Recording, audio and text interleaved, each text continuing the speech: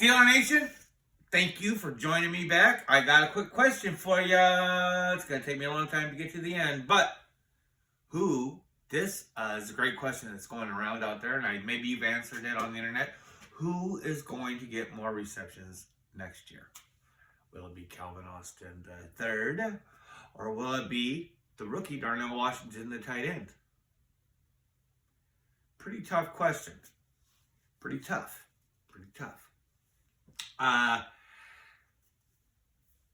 Personally, I believe that Calvin Austin will end up having more receptions. Please comment down below what you think. I can see it.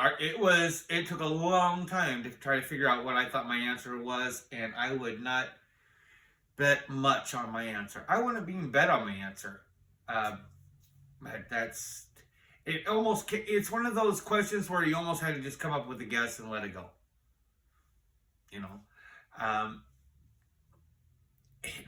When it was asked though, everybody's expecting Calvin Austin to do these jet sweeps. That's what he's, because originally I thought it was touches, but it's receptions.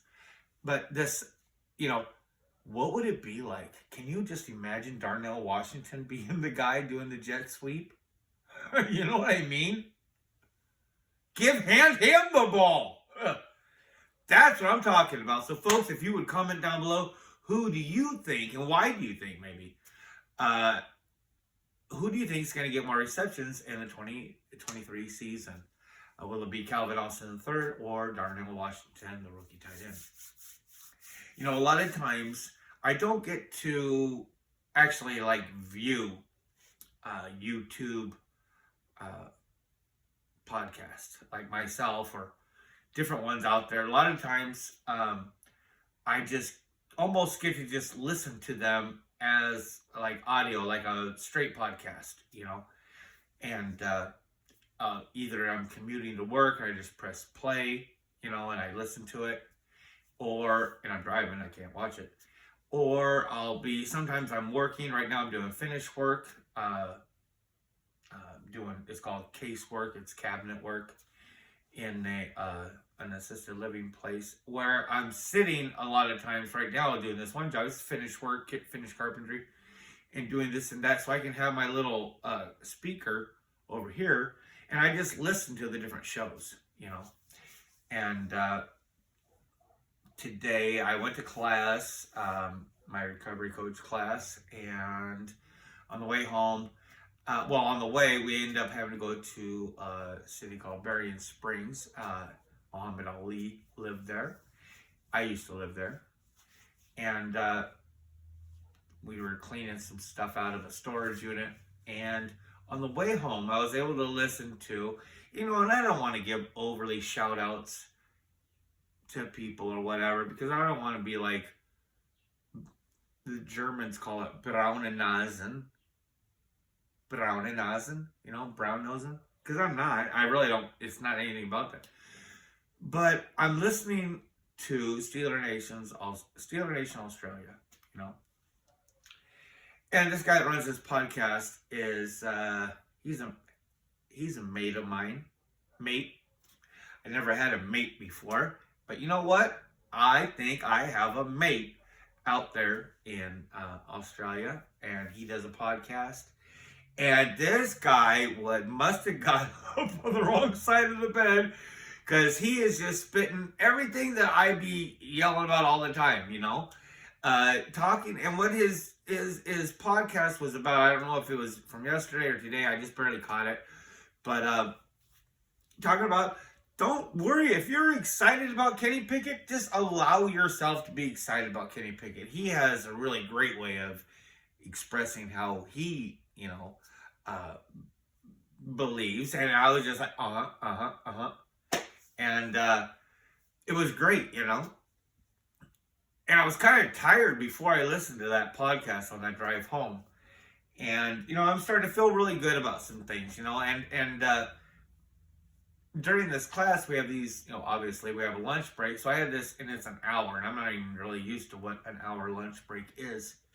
So it's like I'm just watching stuff, So like at break today, I'm rewatching the podcast, the Jersey Jerry podcast with Mason Rudolph, and I've put links in from past podcasts. You've got to see this interview because none of us as Steeler Nation really get to see a personal side of Rudolph. We never have. He just doesn't. He's just not there. And he's so not there that we can't even. People have never, all through the years, have never really even been able to say much about it because you can't. He's just been absent. He doesn't really do tons of. He doesn't even do, a lot. He just does. It doesn't seem like it's something he likes to do. Well, it's just something he doesn't do, So it's really cool. And those two guys on that podcast, they're excellent and they're so professional. You've got to check out Jersey Jerry podcast. And they had this. I don't know how they got it. How did they get this interview with Mason? I don't understand how some of these podcasts. I can't do these interviews. I'm not saying it as like I want to be able to do these interviews because I would not be able to interview Mason Rudolph. I wouldn't be able to. I just want to be able to do it. I don't. It would not be an enjoyable interview for other people to watch. I can't imagine. Even though I love him and or this or that, but I mean, it's just not something I got. But I'm like, how do you get that? And the way they set everything up, it's really, really just, it's like entertaining. And that's, their program that they do. It's and Mason, like when he talks, like it's cool because I remembered some of the little things that made me like him from years ago. And these are dumb. I'm not that they're dumb, but I remember, they talked about, they introduced him as 6'5", and that was exciting for me as a fan when he was, because Ben was a big guy, and we drafted Mason, and when they introduced him as 6'5", Mason Rudolph, you know what I mean? It was like, I remember like, wow, he's a big guy. I can't believe Steelers got this really big athletic guy, And it just kind of rekindled some fond memories that I had being a Steeler fan from 18. And he just comes across so human, and I'm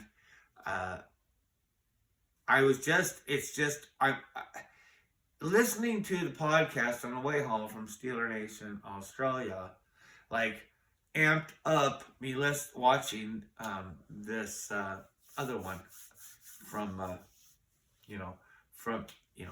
I'm watching it just amps up the Mason Rudolph. I'm just feeling good, and I'm really tired with what I'm doing and stuff, and not having a day off, and now I'm moving stuff in and out of storage, and I'm just getting tired, but it's like this Steeler love inside of me is just building, So I get this U-Haul back to my house, and I'm unloading different things from a storage unit into a garage, and it's the same deal. I don't get to really watch. There's a podcast out there that I've been wanting to see. It's been out there for a day or two. I'm sure a lot of you watch. It's All Things Covered with Bryant McFadden and Patrick Peterson, and which is that cool, that they were doing that gig, and now Pat P's a Steeler, and they had this interview with Darnell Washington, and it's just, it is awesome. So I'm unloading these things from this U-Haul, by myself, and I'm just feeling great, feeling great. And it's the same deal. It's like, you know what? I can feel great. And I can tell all you people on this podcast, you are allowed to feel great. And as far as who you like him as much as you want, right? There was a question out there by Steeler Depot. I would definitely, if you're on Twitter, follow them. They have a lot of interesting articles, thought-provoking, and they put out a question. I saw it on my Twitter feed. By the way, please follow my Twitter feed on, it's at Steeler Wade Show. I've got to change that because it's the same as my YouTube. And I just can't figure it out in settings. I just cannot figure out how to change that thing. Steeler Depot put out this question. Which rookie UDFA are you the most excited about? Okay, now I'm going to give you the names. Okay? You have the wide receivers / running back Jordan Byrd. I think that, okay, if I say a school, I'm probably just trying. San Diego State, okay, I think.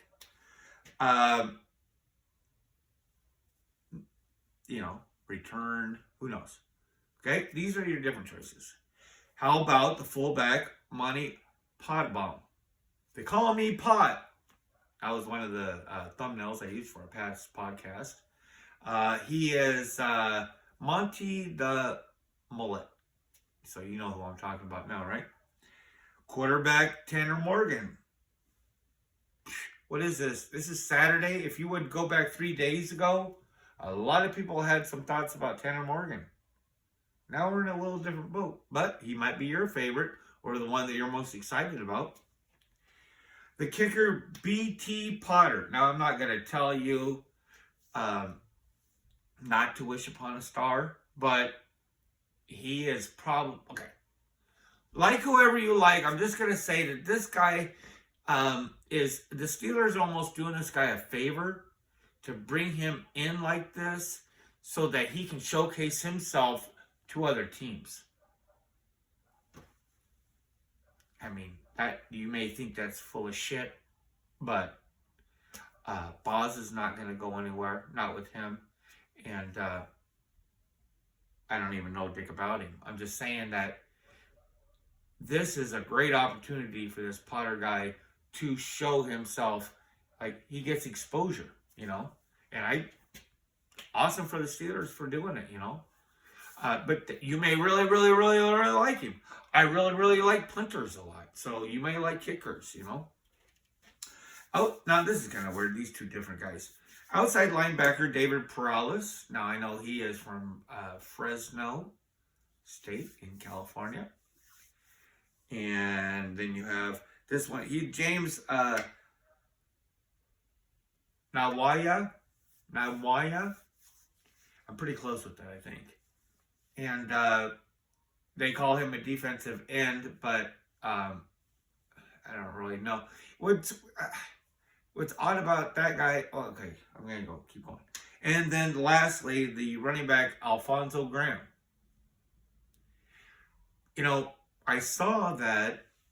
This is another question I want to pose out to you. And if you guys have great answers for me or comments, please lay them down. I noticed that Alfonso Graham contract was for 3 years. Is that like a normal deal? Or is that, to me, it seems like it's a big commitment. I don't understand how those contracts are written out, like probable practice squad.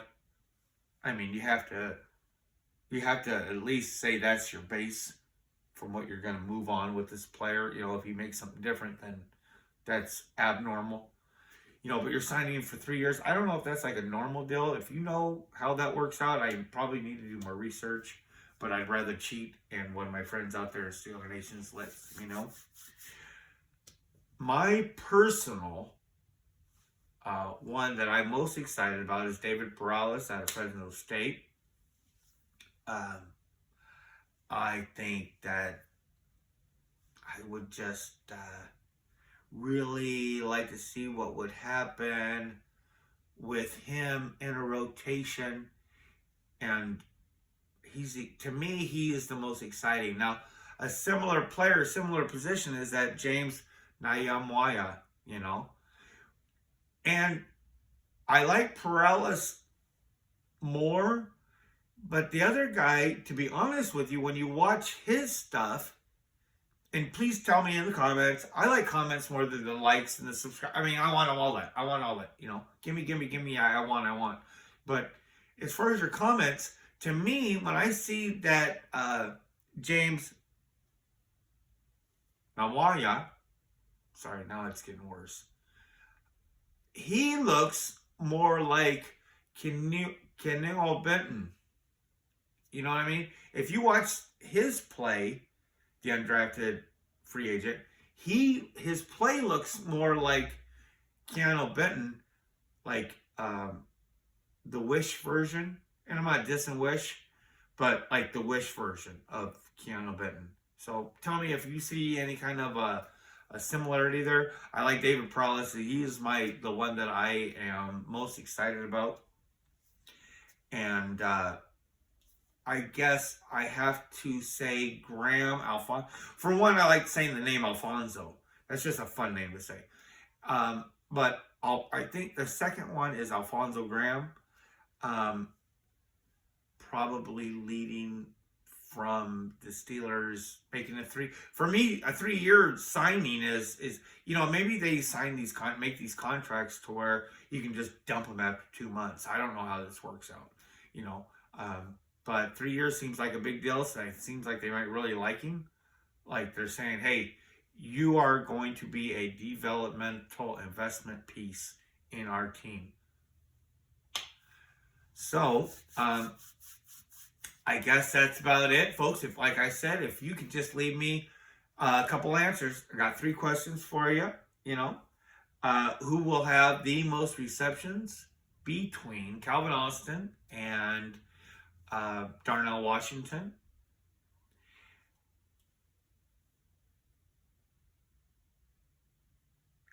You can skip question 2 if you can't remember what it was in the podcast.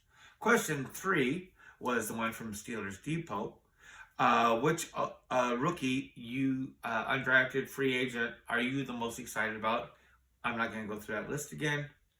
But just please, if you like what you hear, you are allowed to be excited. Folks, if you just go position through position through position through position, that Omar, the other one, man, was that Pat McAfee show. I'm unloading these boxes. After I get done listening to the Darnell Washington one with BMAC, when I get done listening to that one, then I flip over to that other one, the Pat McAfee show, and Omar Khan's on there, and you folks have got to see this one because Coach T comes in and blasts a photo. But I mean, this guy is just so cool. And these interviews that these men do is just, we're so lucky as fans. I like, it was funny because like one part of it, Khan was saying, they're talking about the nickname Con Artist, and talking about how Tomlin gave it to him. He goes, actually, it was Coach's mom. So Coach T's mom's got a mouth on her. She'd be talking some good shit, you know what I mean? So shout out to her, and I don't mean to say shit in front of Coach T's mom. But folks, Steeler Nation, be as excited as possible because every position is either improved or become older with a great opportunity of improvement over the offseason. This is going to be great. There's no reason why we cannot win 11 games next year. I don't care. What's crazy? Like what was talking about, like, you want to be excited about this team? Be excited about this team. I don't even want to say this, but it's like, I can just honestly say, every single Sunday I'm going to walk up there and say, I think we can win this game. Just like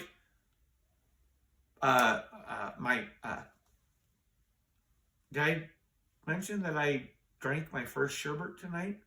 Sherbet is beer in Australian. So I just learned that. So I just had my first sherbet tonight. Folks, have a great brand new week. I hope you are just going to hit it running. and just keep on grinning, folks. We have got a great team. Everywhere is improved. The OTAs are coming up. It's just going to get better and better, better and better and better and better. Take care.